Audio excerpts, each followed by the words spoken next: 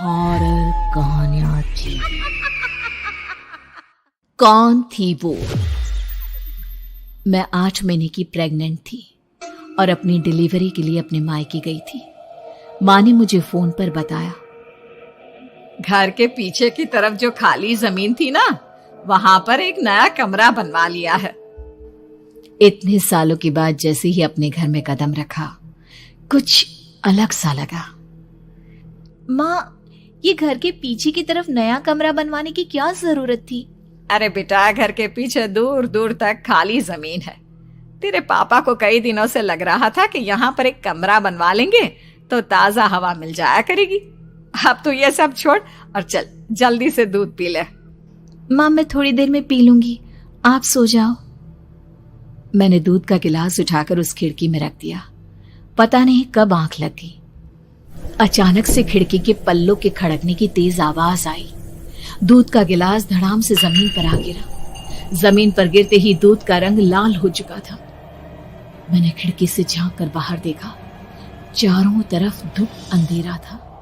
उस अंधेरे की तरफ से कुछ आवाजें आ रही थी, जैसे छोटे बच्चे आपस में खिलखिलाकर मस्ती कर रहे हो।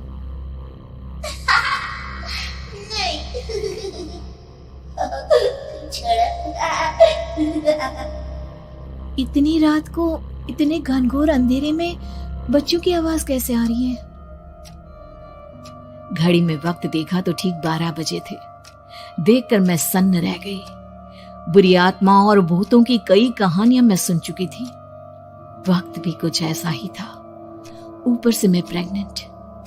सुना था कि ऐसे वक्त में अक्सर बुरी आत्माएं औरतों का पीछा करती हैं। तो क्या मेरे पीछे भी? पसीने से तरबतर बड़ी मुश्किल से, जैसे कांपते हाथों से मैंने उस खिड़की को बंद किया। जल्दी से जल्दी उस कमरे से बाहर निकलकर माँ के पास जाने के बारे में सोचा, लेकिन जैसे ही दरवाजे की तरफ पलटी, लगा कोई साया हवा की स्पीड से दरवाजे के सामने से गुजर गया। मेरे गले में अटक कर रह गई। मैं जोर से चीख कर माँ को बुलाना चाहती थी, लेकिन वो आवाज खुद मेरे कानों तक नहीं पहुंच पा रही थी। तो माँ तक कैसे पहुंचती?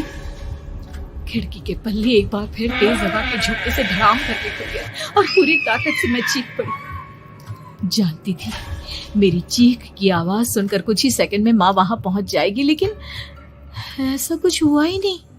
मेरा कलेजा डर के मारे फटा जा रहा था।